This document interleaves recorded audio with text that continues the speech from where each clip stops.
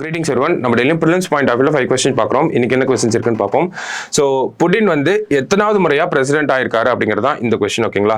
So Putin வரைக்கும் பார்த்தோம்னா Vladimir Putin ரஷ்யாவோட ஒரு பிரசிடென்ட்டா வந்து இருக்காரு. தொடர்ச்சியா அவங்க தான் வந்து பிரசிடென்ட்டா இருக்காங்க. இடையில ஒரு 4 இயர்ஸ் மட்டும் பிரசிடென்ட்டா இருந்திருக்க மாட்டாங்க, ஓகேவா? ஸோ தொடர்ந்து எத்தனாவது டைமா அப்படின்னு பார்த்தோம்னா எத்தனாவது டைமா பிரசிடென்ட்டா வந்திருக்காருன்னா 5th டைமா வந்திருக்காங்க. ரஷ்யாவோட அன்டிஸ்பியூட்டட் லீடரா வந்து இருக்காங்க. இந்த எலெக்ஷன்ல கூட ஆப்போசிஷன் லீடரே இல்லாம ஜெயிச்சிருக்காங்க அப்படிங்கிறதெல்லாம் ரீசெண்டாக நம்ம பார்த்துருந்தோம், சரிங்களா?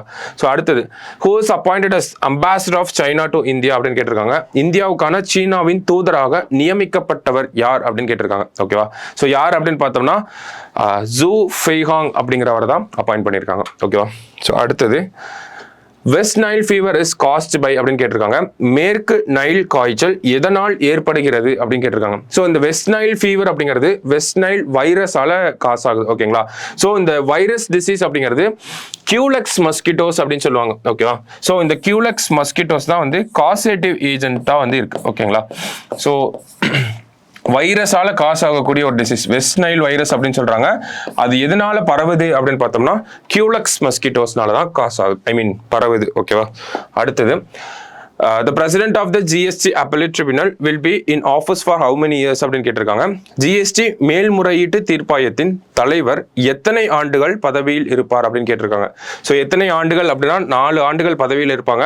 இவங்களுக்கு பதவி பிரமாணம் செஞ்சு வச்சது பிரசிடென்ட் கிடையாது, நிர்மலா சீதாராமன் அவர்கள் தான். அதாவது ஃபினான்ஸ் மினிஸ்டர் தான் வந்து பதவி பிரமாணம் செஞ்சு வச்சிருப்பாங்க.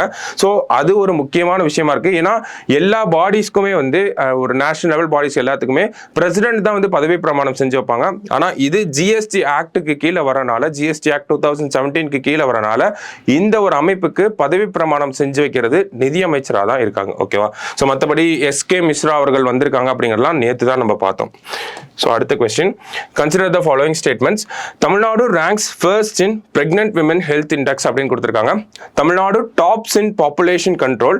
அடுத்தது, Tamil Nadu is the first in establishment of special economic zones அப்படின்னு கொடுத்துருக்காங்க. தமிழ்ல பார்த்தோம்னா கர்ப்பிணி பெண்கள் சுகாதார குறியீட்டில் தமிழ்நாடு முதலிடத்தில் உள்ளது அப்படின்னு சொல்லியிருக்காங்க.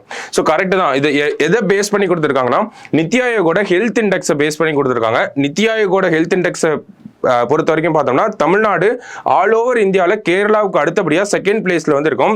பட் ஸ்டில் இந்த கர்ப்பிணி பெண்களோட சுகாதாரம் அப்படின்னு பார்க்குறப்ப நம்பர் 2 முதல் இடத்துல வந்து இருக்கும், ஓகேங்களா? கர்ப்பிணி பெண்களுக்காக நம்ம Muthulakshmi Reddy maternity benefit scheme அந்த ஸ்கீமை கொண்டு வந்திருக்கோம். அந்த மாதிரி நிறைய விஷயங்களை வந்து நம்ம கர்ப்பிணி பெண்களுக்காக பண்ணிட்டு இருக்கோம், ஓகேங்களா?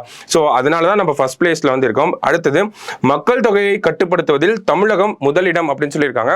ஸோ இதுலயும் நம்ம தான் வந்து ஃபர்ஸ்ட் பிளேஸ்ல இருக்கோம். இந்த சென்ஸ் நம்மளோட இந்த டோட்டல் ஃபெர்டிலிட்டி ரேட் அப்படின்னு சொல்லுவாங்க. ஸோ இந்த டோட்டல் ஃபெர்டிலிட்டி ரேட் அப்படிங்கிறது 1.8 இருக்கு. இந்தியாவோட ஆவரேஜ் பார்த்தோம்னா 2.1ல வந்து இருக்கு, ஓகேங்களா?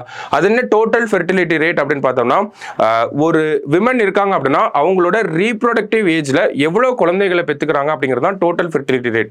அதுல இந்தியாவோட ஆவரேஜ் என்னன்னா 2.1, தமிழ்நாடு அதை விட கம்மியா 1.8 அப்படிங்கிற இந்த டோட்டல் ஃபெர்டிலிட்டி ரேட் வந்து வச்சிருக்கோம். ஸோ அதே தான் இந்த இடத்துல சொல்ல வராங்க. மக்கள் தொகையை கட்டுப்படுத்துவதில் தமிழகம் முதலிடத்துல இருக்கு அப்படிங்கிறது. அடுத்தது, தமிழகம் சிறப்பு பொருளாதார மண்டலங்கள் ஏற்படுத்துவதில் முதலிடம் அப்படின்னு கொடுத்திருக்காங்க. ஸ்பெஷல் எக்கனாமிக் ஜோன்ஸ் இந்தியாவிலேயே அதிகமா ஸ்பெஷல் எக்கனாமிக் ஜோன்ஸ் தமிழ்நாட்டில் தான் இருக்கு. எவ்வளவு இருக்கு அப்படின்னு பார்த்தோம்னா கரெக்டா 50 ஸ்பெஷல் எக்கனாமிக் ஜோன்ஸ் வந்து வச்சிருக்கோம், ஓகேங்களா? அப்ப 3 ஸ்டேட்மெண்ட்மே நமக்கு கரெக்டா தான் இருக்கு.